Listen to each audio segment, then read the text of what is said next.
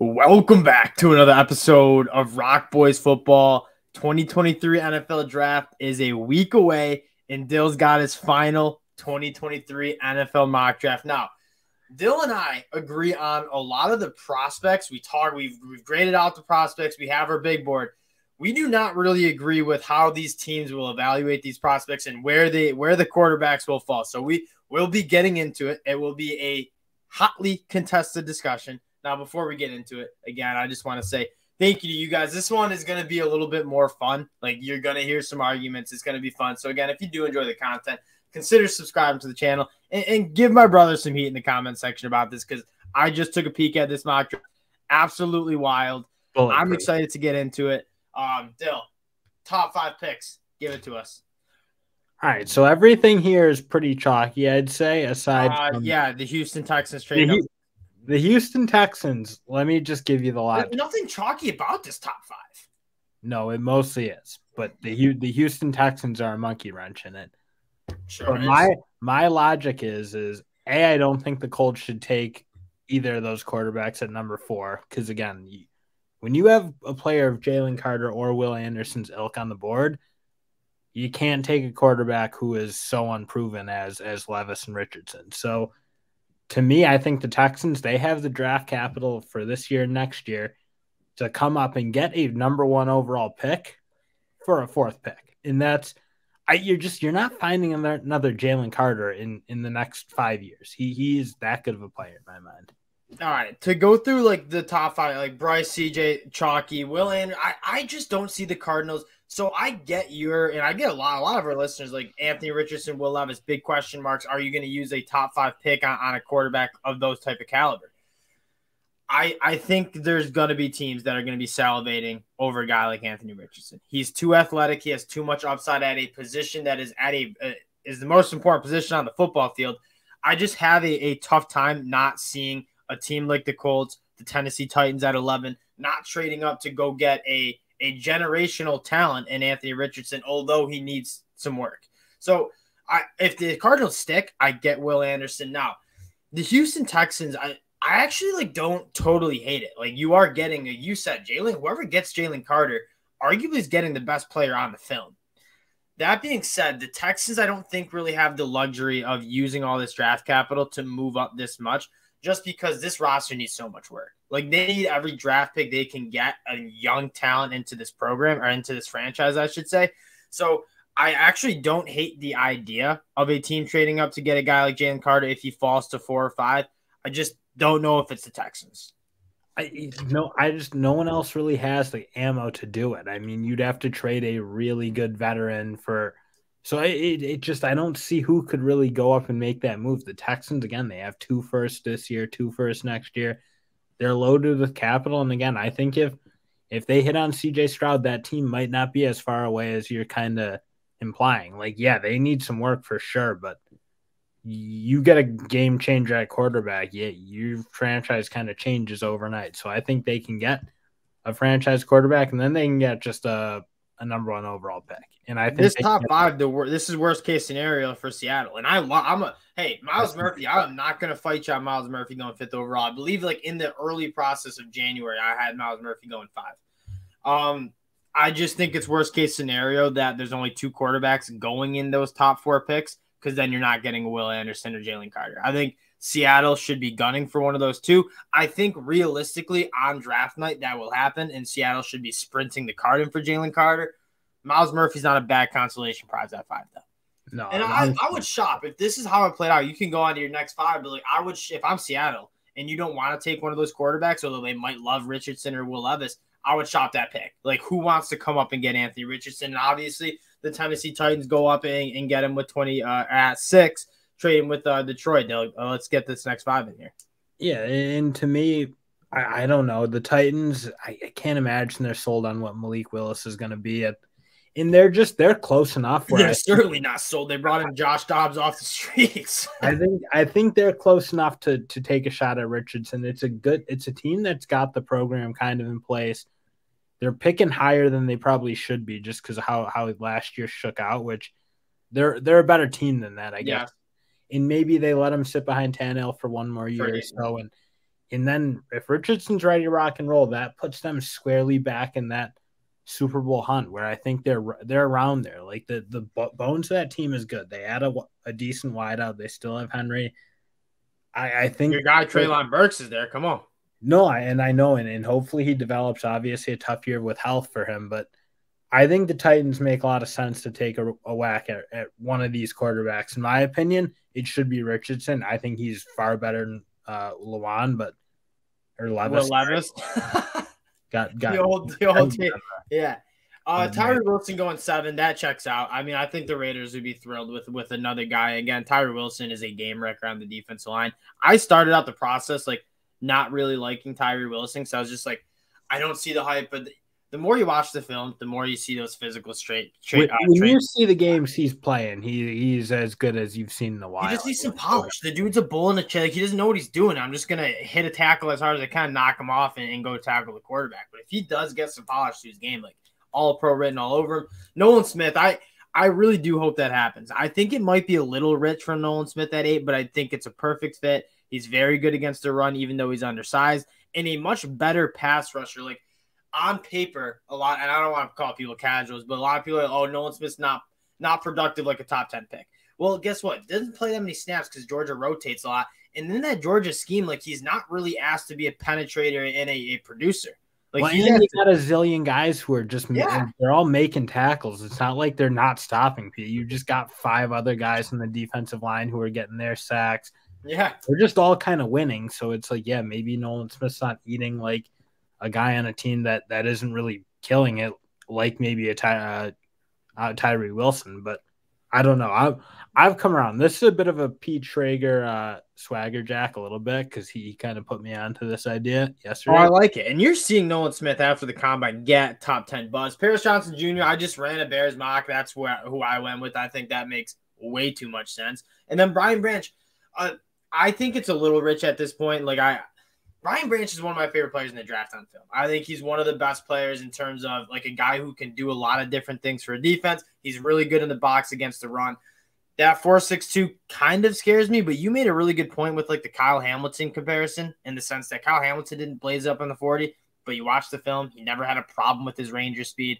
I would trust the film on Brian Branch as a top 15 guy. It's tough for the Eagles. I don't even know what they do. Like they're so good. It's like I'm telling you that Bijan pick makes so much sense. Like, if you talk about a team that has the luxury to take a player like Bijan at 10th overall, it is them.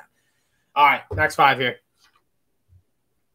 Yeah, so now I do have Will Levis coming off the board, and this is to me where he belongs. This is I think that the Colts trade back. I think they could have a shot at him at 12. You are taking a risk for sure. They're not going to take a risk with a top 4 pick if they love Will Levis. This isn't like a franchise changing risk. You lose Will Levis, like you can sleep at night with that. If you go lose an Andrew Luck or one of the like a Cam Newton, you can't live with that, but you can live with losing Will Levis because again, I just don't think the probability he works out to be one of those top tier guys is just that high. Okay, question for you: the Colts trade all the way back to 12. You just put the tank in. I mean, I don't think Jim Irsay has that much leash, but like, is the tank in and for Caleb or Drake in 2024 and just go get a really good football player at 12? I'm good with it. I mean, I'm sure you are. I think if you can snap up Will Levis here, I do think you do it because again, this is kind of the range I have him at. I think this is a fair price you're paying for him. But if you don't win, if you lose, it's okay. You got your first round picks next year. Talk to me about this Quinn Johnson pick. This one was tough. In this, I think the Jets fans are going to hate me because I think they will too. It probably should be. I think it could be a tackle for sure. And this was where I was debating with Paris Johnson off the board. I don't know. I didn't think the wideouts aside from Garrett Wilson gave him anything last year. Obviously, Elijah Moore. That doesn't feel like that's going to work out. Well, Elijah Moore's gone now, and like you have Lazard and McCole Hardman. I'm with you. I'm not McCole Hardman, but I mean Quinn Johnson is kind of falling out of favor with the NFL. I just don't see how you pass up on Peter Skronsky here. That was the debate, and I know they're gonna hate it. Like I kind of hate it now on my second run through. But I was like, man, if they get Aaron Rodgers and they have Johnson to stretch the field and Garrett Wilson just be that all around alpha dog wideout, there'll be a problem. But it could be a tackle. This fucks both your trends because you also have JSN as your number one wide receiver. But not for them. I think for them, they want a guy who can stretch the field a little more and be that vertical threat. I think that's not really JSN. I think Garrett Wilson is like a pure all around really good player, but I don't know that he's the vertical threat that Johnson is, and I think that's kind of what they miss. All right, Peter Skronsky at 14 makes a lot of sense. That's a steal. I mean, like, he's a top 10 guy on most people's boards. JSN at 15 also, I wouldn't argue with that one bit.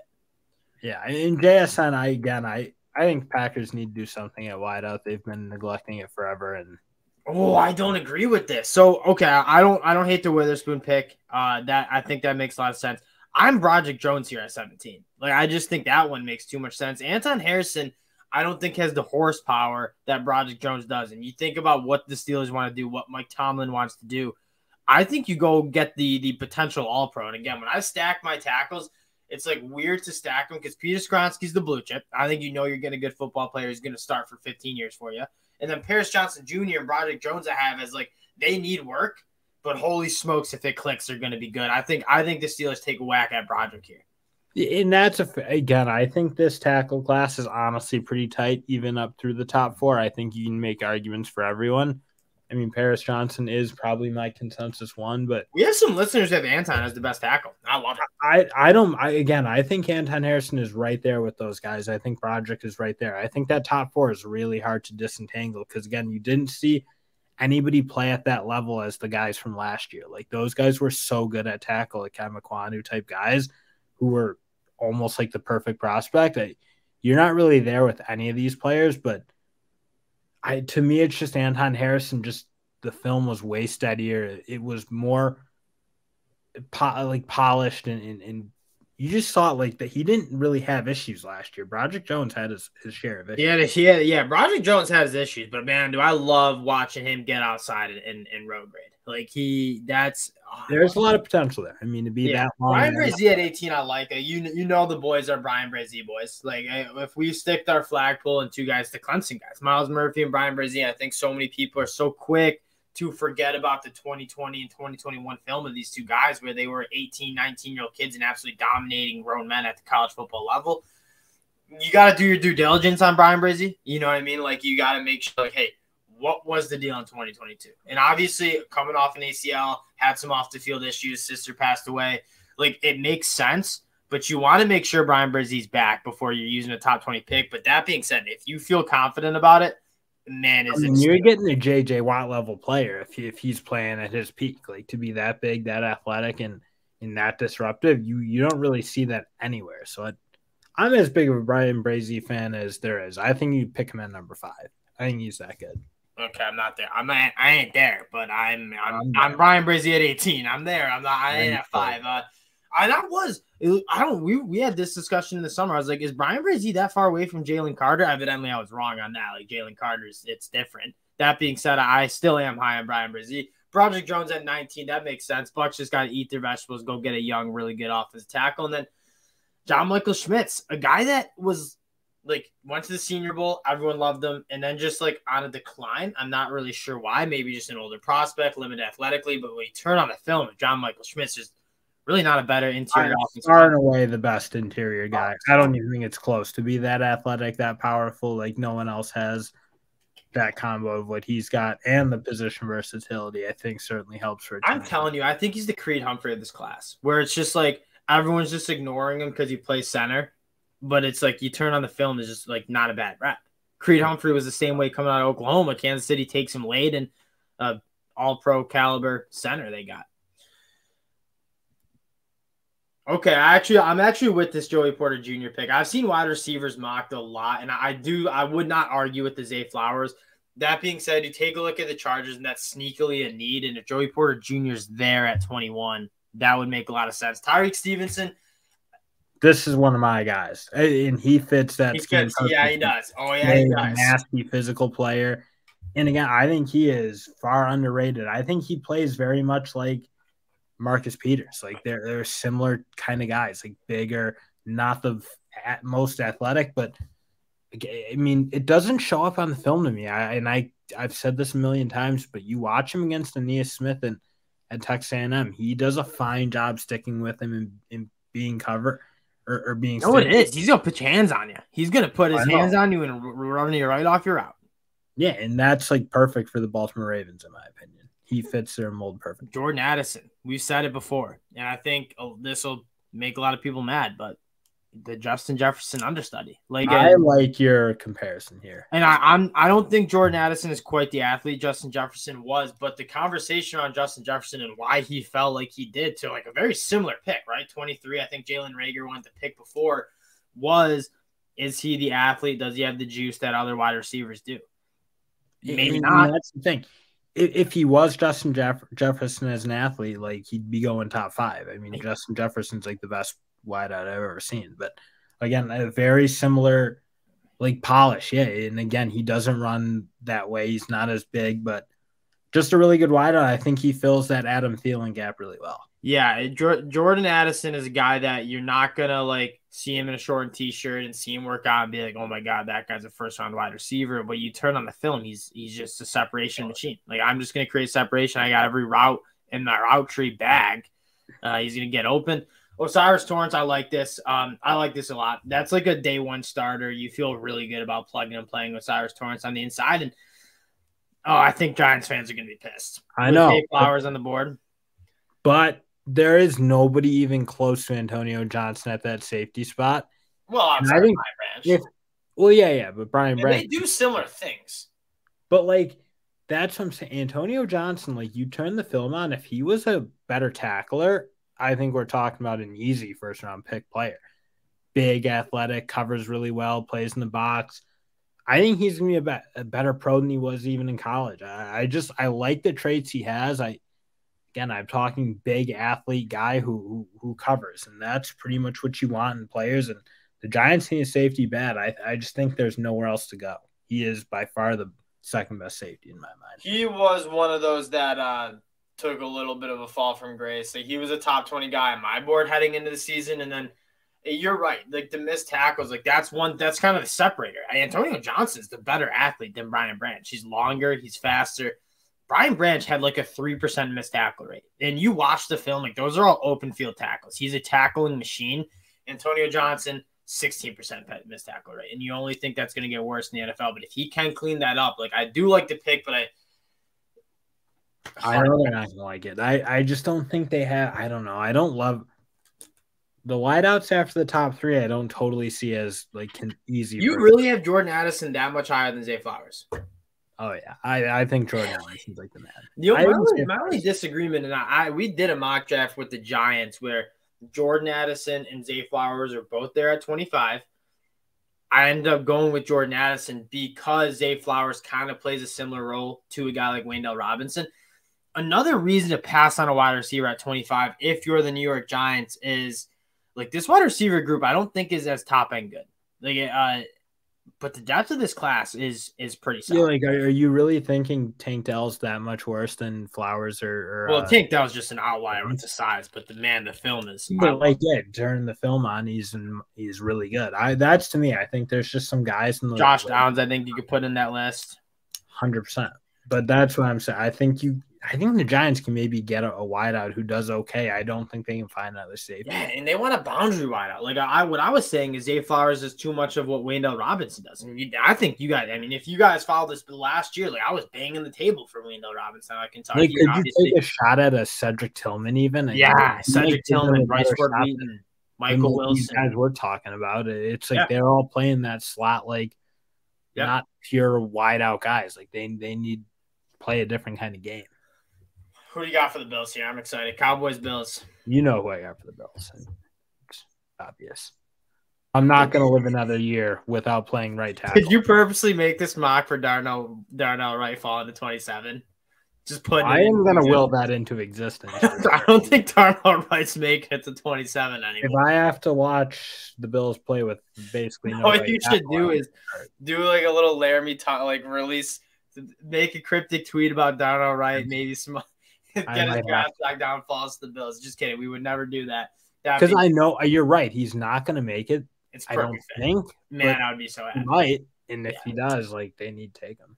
Yeah, Bijan at 26 is we're not running backs in the first round kind of guys. Bijan Robinson is much, much more than a running back. And he's the story of this draft. I don't know where he's going to go. He could go as high as 10 to the Eagles, and I wouldn't blink.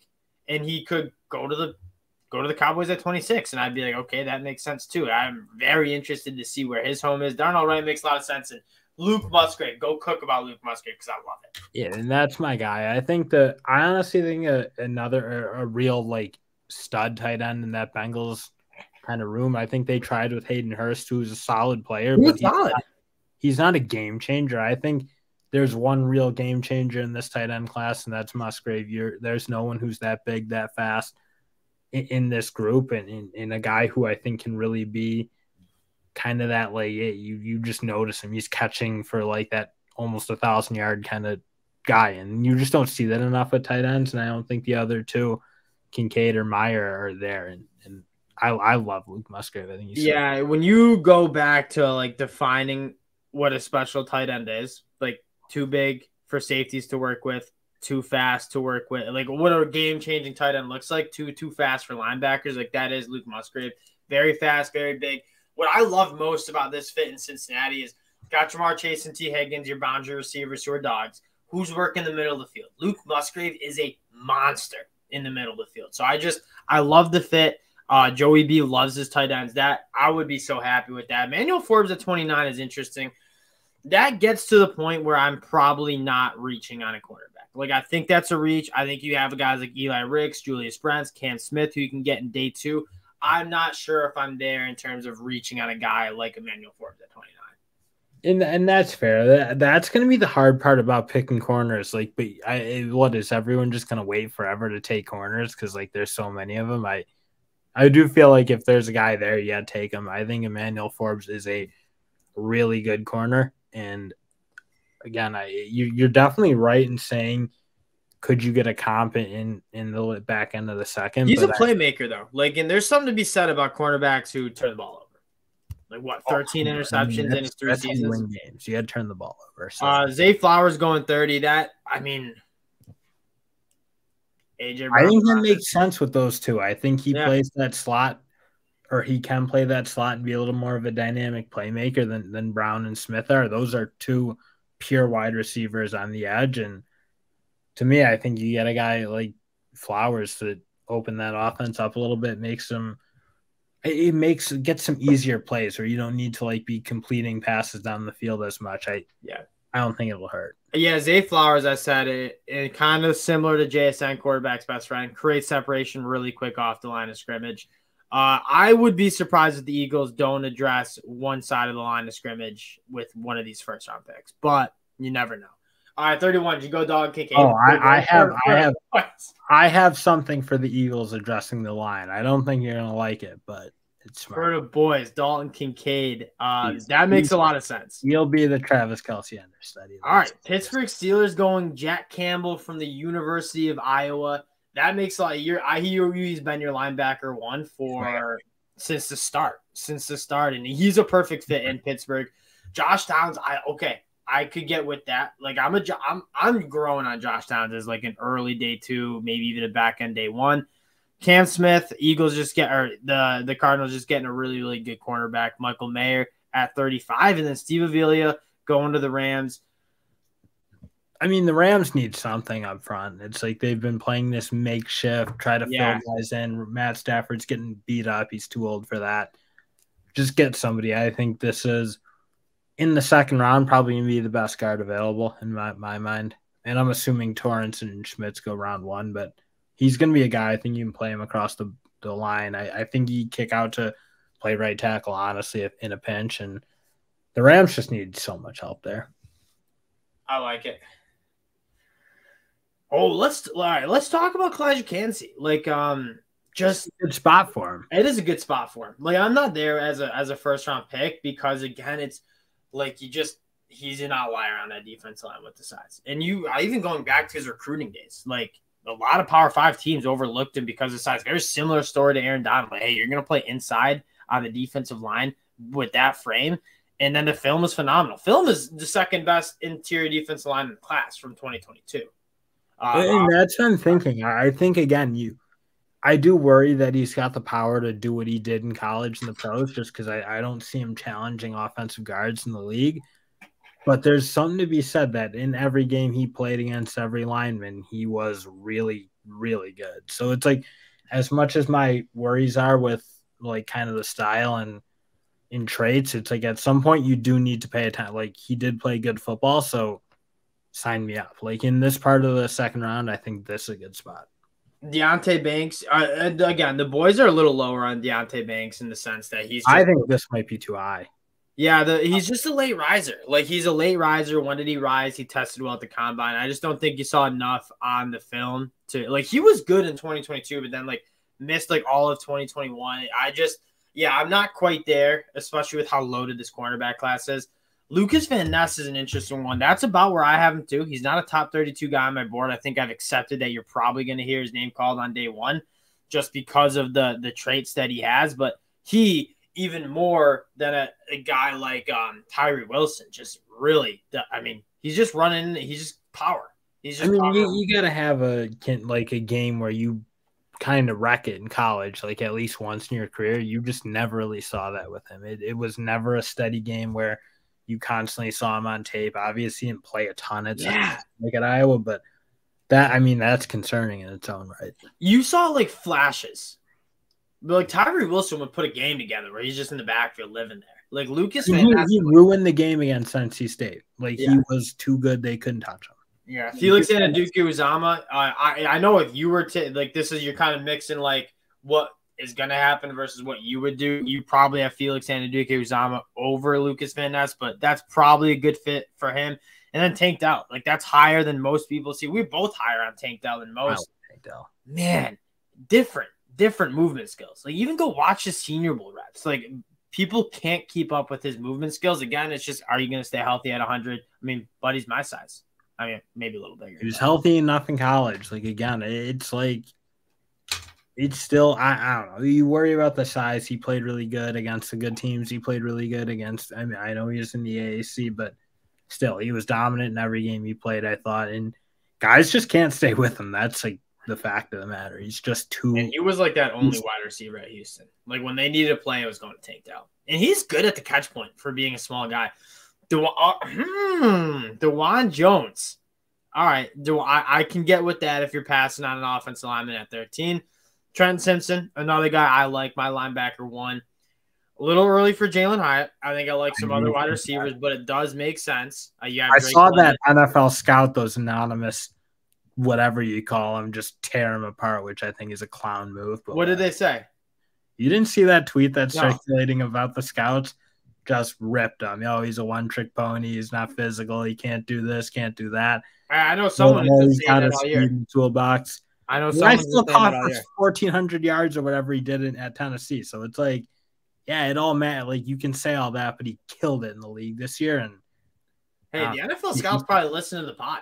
Good for them. The NFL scouts are just like, that's a clown move to put it out anonymously, and especially that. Take a look at this face. Like this guy knows ball. We're gonna listen to him. I think that's what they're doing. Mozzie Smith for the Packers.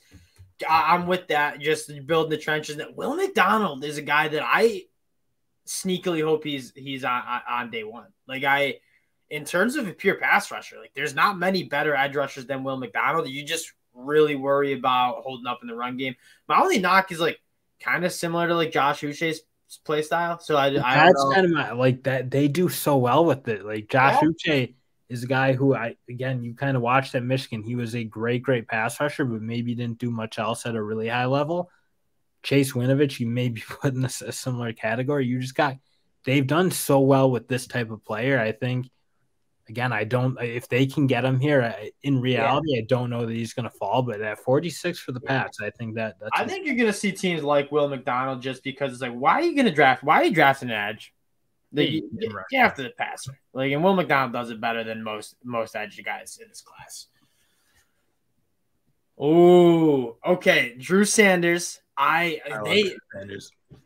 Yeah, I mean, he has an interesting story, right? Transition from playing edge at Alabama, absolutely lit it up. And I'm growing on Drew Sanders because at this point, it's like the sky's the limit for this guy. He's played one season of off-ball linebacker. He's a phenomenal blitzer. Like, he still has that edge skills in blitzing, so you can do a lot with him. He's a very good athlete. Tommy Adebawore, you can put in a very similar, but like that's a Mike Vrabel pick. Yeah. Long arms, like stout guy who's going to play tough in the run game, and I think has some juice rushing the passer. I just don't think he had a chance to show it at Northwestern. Eli Ricks, the Joey Porter Jr. clone. Joey Porter Sr., sorry we didn't get your son at 17 in Pittsburgh. We're going to get Joey Porter Jr., Eli Ricks at 49. That makes sense. Yeah, this one is over Hendon Hooker. And it's tough. I get it, but I just think he is a better version of Kyle Trask. Like, you look at, they took Kyle Trask. I think Tanner McKee is a robotic, really, really good player. I don't think he's like their win now necessarily, but they need their quarterback of the future. I went Tanner McKee. He fits, he plays the style that Tom Brady did and Kyle Trask does. He just fits that system, what they're going to run. Right. I'll say this. The style that Tom Brady plays is not the modern NFL. Like, too many teams value quarterbacks who can extend plays, give you pretty much two chances at a play. Tanner McKee, I just like he would be the first overall pick 15 years ago. I just like, you look at all the quarterbacks that are having success now, you have to be able to be mobile. You have to be able to break the pocket and extend plays. Tanner McKee can't do that. Like, he is a statue in the pocket. He's a robot. He throws darts when what happened to your guy Hendon Hooker? What did he do to you in the last 2 weeks? I'm telling you, it was a style play. Yeah, I like Hendon. If I was the Buffalo Bills and like our team drafting, I would take Hendon Hooker a million. And your next pick is also garbage. Luke Weibler over Oluwatimi. Okay, I was like, again, you're balancing like the PFF rankings with Olu. No. PFF to heck with the PFF rankings. Oluwatimi is a top 50 player, maybe not top 50, but I like him better than Luke Weibler. It's tough. I just like really realistically differentiating those two. I think it's tough. I think Weibler makes you a bit of a better athlete and give you a little more positional versatility. Olu probably played better center this year, but Olu's going to be Olu's another guy that I don't try not to mock Evan and Creed Humphrey, but like, Olu's just a vegetable meat and potatoes pick. Like, you're getting a reliable dude. I mean, he's Julius Brents. I'm a big fan of Julius Brents. You know, Pete Carroll likes those kind of cornerbacks. He took a swing at Tariq Woolen last year. I wanted to do Keely Ringo here, but I resisted. I knew they'd hate it too much. But I think they like it. In the heart of my hearts, I would have gone Keely Ringo. No, but I think Keely Ringo would be a great fit for Seattle. Like, long, fast. They took that swing with Tariq Woolen, I think, and that's the kind of defense. You know what? I just sold myself on Keely Ringo to Seattle. Like, that is a perfect fit for Seattle. I mean, in fairness, Brent's kind of is too. He's that longer, faster. Yeah, that's true. Very true. He's not as physical as Keely Ringo, but I don't know. I'm a Ringo guy. I do think he's underrated. He's not like obviously a good man coverage player, but still. Bijo Ojulari at 53. Bijo Ojulari is a tough one because like his play strength is just not there. But he's also I had a nice conversation with one of the listeners. Like BJ Ojulari is very young still, and so like if he does get that play strength, like the ceiling's there. Like he has a big time upside. Dion Henley's a guy that I really like. Off ball, he's like the prototypical NFL linebacker, can do it all, sideline to sideline, really good in coverage. Bring it back. Is an interesting one. Bring it back. I know the people have stopped talking about him like he doesn't exist anymore, but you go back to those 2021 games, you got a dynamic wideout here. You can get at a pretty good value at pick 55. All right, so I know I just like went ham and saying like don't forget the Miles Murphy, Brian Brzee 2021-2020 film. I went back and watched Kayshon Boutt's film I was not like his production came in like 3 games where it was just like he caught some like inside routes and was able to get a seam. He didn't like, I wasn't. That's what you love. You saw those moments where he just was like, he had a level of strength to him that he just push a corner off and take it to the house kind of thing. You saw those plays that he made. I still think there's something there. I don't think we were all so crazy in 2021 calling him a top 3 wideout, arguably the best. I still think you got something there with him. He's another one you got to do your background on. Yeah, you got to figure it out. Like, buddy, what happened? I think there's something there. All right, Thule, that's another me. Like, he's a guy that was such a weird, like, listed at 290 at USC and then weighed into the comment at like 263. Like, that was insane. Well, he definitely wasn't 290 at USC. I know, but he kind of played like his plate strength was there, and then it's like you're like, oh, he's like a versatile guy, can play 3 tech, can play edge, and he's probably just an edge. Like, he's probably not playing inside at 260. So that's about where I have him. The ultra productive cat though. Oh yeah, DeMarvion Overshown was a guy that we had on our draft boards for 3 straight years, and then he just like couldn't take on blocks. He is like, a former safety. He's really good in space. I could get with it. People need to turn on the 2022 film on DeMarvion Overshown. Like, I think they're basing too much their weighting on what he did in 21 when his name was out there more and they were watching him. Yeah, he wasn't a physical player in 21, but I think he got better. And you got to be able to play in space, and that's one thing he does really well. He gets his hands on footballs. I really like him. I think he's right. I make an argument for him as like the 3rd best linebacker. And he can rush the passer well too, which I always liked. Like, he's got long arms off the edge. Like, I like that. He did a lot of different things for Texas. Keanu Benton, like, I really like that. I've seen Mozzie Smith mocked to 26 for the Cowboys. Keanu Benton is a very similar prospect at 58. Or, I mean, Siaki Ika you could too. And he's another guy. Like, you go watch the 2021 film and he's a first-round pick. And then, 2022 just wasn't it. I still like Siaki Ika about this way. Matthew Bergeron, a solid guy that can probably play inside and out. And then your guy, Jalen Jones, coming off the board at 61, who, again, former 5-star, has the length, checks a lot. I have him way higher than this for the record. I think he is. I know you do. Right up there. He'll be an early 2nd-round guy in my mind, but the people, whatever. All right. Rounding it out. Andrew Voorhees. This is smart for the Eagles. I know they maybe don't get – obviously, he's probably not going to play this year, or not much at least. But you got a guy in the future who is an early 2nd-round player when he is not an ACL. Yeah, he was one of the guys that we were – it was just not Harper. I mean, it was Harper. Like, we loved him. And what the crazy part is, he tears his ACL. You talk about, like, having that dog in you. Tears that was a smart move by him. And then benches on one leg and puts up 36 reps. Like, this dude's so smart. That's what you remember about him now. And you see that power that he has. Like, he is, I mean, arguably too much, where he's like kind of falling on his knees sometimes, but man, does he get out and just move some bodies.